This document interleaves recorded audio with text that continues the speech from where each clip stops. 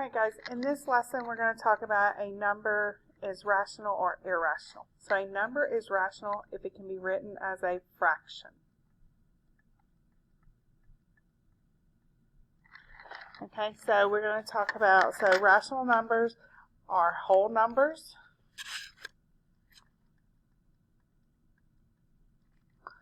They are fractions.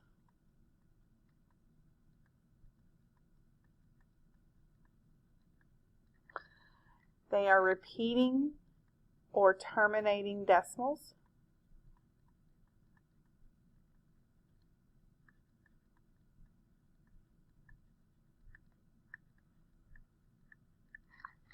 And then they are also perfect squares or cubes.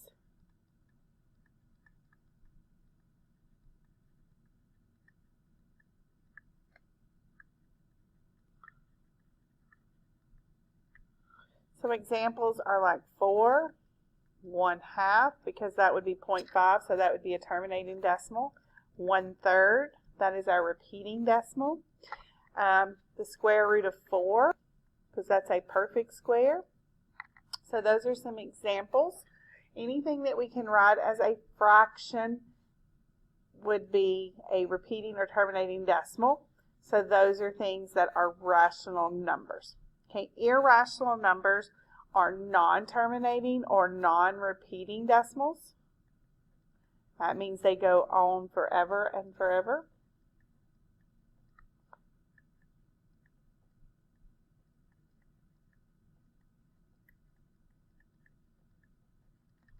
Okay, the other thing is non-perfect squares.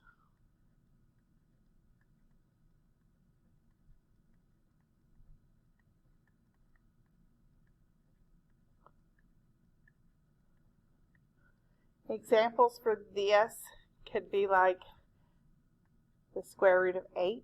I can't take the square root of that, but if I put it in my calculator, it creates a decimal that's not terminating or repeating. The most known irrational number is pi. Also, e when we get to the log section. So these are some of your irrational numbers. Okay, we're going to do some examples in a minute, but if our irrational and rational conclusion, these are our properties. If a rational and you add or subtract it to a rational, you will get a rational number. Rational times a rational, again, you will get a rational number. If you do a rational divided by a rational, you get a rational number. So, basically, if you have a rational and you do something with a rational, you get a rational. But if we have a rational and we add or subtract an irrational number, we're going to get irrational.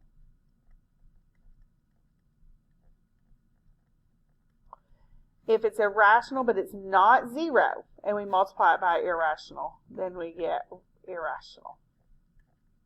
Now, if this rational is 0, 0 times anything is 0, so 0 is rational. An irrational times an irrational. Okay, so this could be different things, okay? So an irrational times irrational, you could have a rational, or you could have an irrational.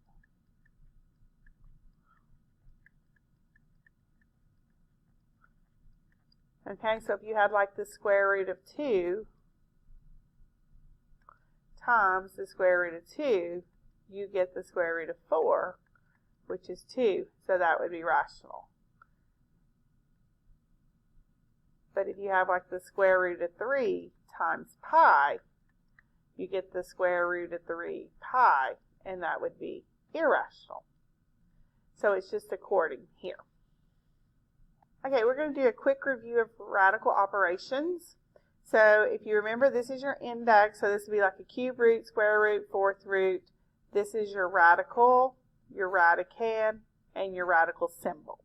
Okay, so if I were to use my perfect squares here, if I square 1, 1 times 1 is 1, 2 times 2 is 4, 3 times 3 is 9, 4 times 4 is 16, 5 times 5 is 25, 6 times 6 is 36.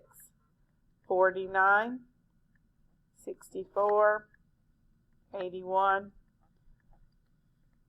100, 121, 144, 169, 196, 225, and 400. So these are all our perfect squares, and when we take the square root of them, we get these values here.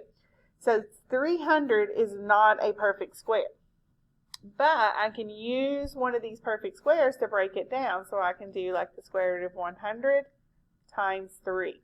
Square root of 100, if we look over here, is 10. So that will be 10 square root of 3. That's simplified. Then we have the square root of 162. So if we take 162 and we divide it by a perfect square here, we're going to look at 81. So that will be 81 times 2. So that would give me 9 square root of 2. All right, here we have the square root of 9, square root of 2, and then we have our variables. The square root of 9 is 3. I can't take the square root of 2. Now, if you recall, you have x to the third. It takes 2 to come out, so that would give me 1 out here, 1 stay under, and then y here. Okay, adding and subtracting. So this is, they have to, you treat them like terms. They have to have the same radical. Okay. Radical with the radicand, the same radicand underneath, okay? So this has square root of 6, this has the square root of 6, so I can add the numbers in front and gives me 11 square root of 6. Then here, this one and this one both have the square root of 7, so 2 minus 8 is negative 6 square root of 7 plus 9 square root of 3. Okay, these two do not appear to be the same, but I can take 27 and break it down to 9 times 3. So that will give me 5 square root of 3 minus the square root of 9 is 3 square root of 3. Now you can see they're like terms, so that will give me 2 square root of 3.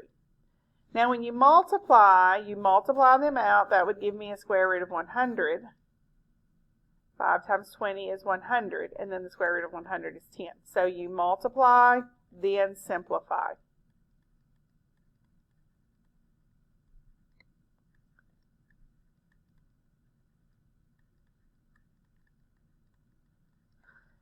Okay, so here you would have 7 square root of 40, 8 times 5, and then there's a 1, remember, so 7 times 1.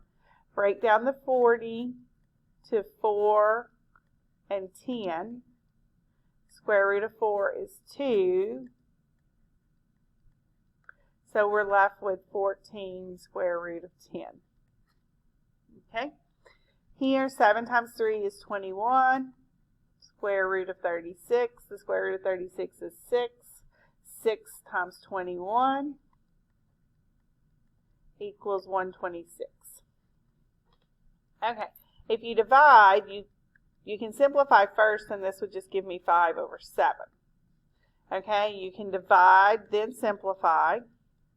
So divide, then simplify.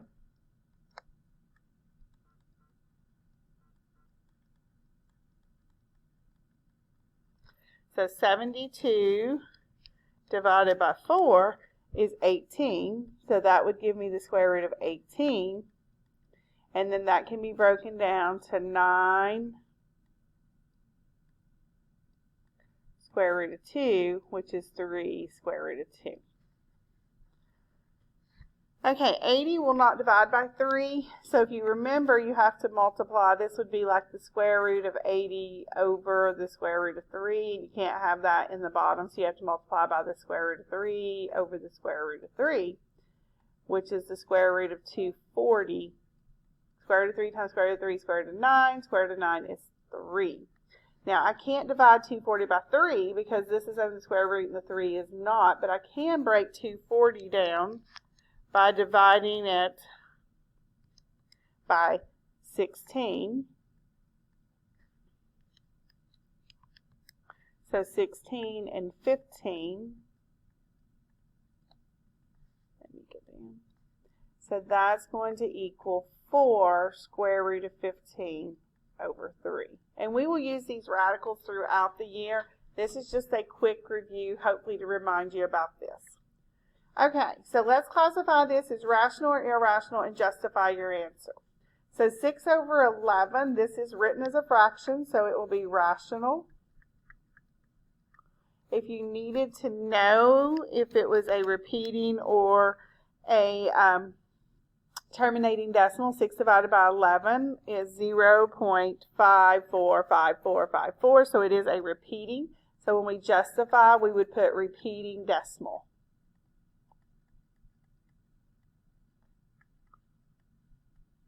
Okay, 32 is rational. It actually terminates. There's no decimal that keeps going, so it would be a terminating. 0 is rational. It's a whole number, and it also terminates. Negative 0.2 is rational, and it also terminates. Negative 15, again, that could be written as a fraction, negative 15 over 1. Again, it is terminating. The square root of 3 is irrational because the square root of 3 is not a perfect square, and so it is non-terminating or non-repeating. It goes on. Okay. So let's talk here. We have 1/3 divided by 5/4. This is a rational divided by a rational. So my answer would be rational. Okay, 3 pi is irrational times a rational. So my answer is going to be irrational. The square root of 4 is 2 and then plus 7. So that would be a rational plus rational. So my answer is going to be rational.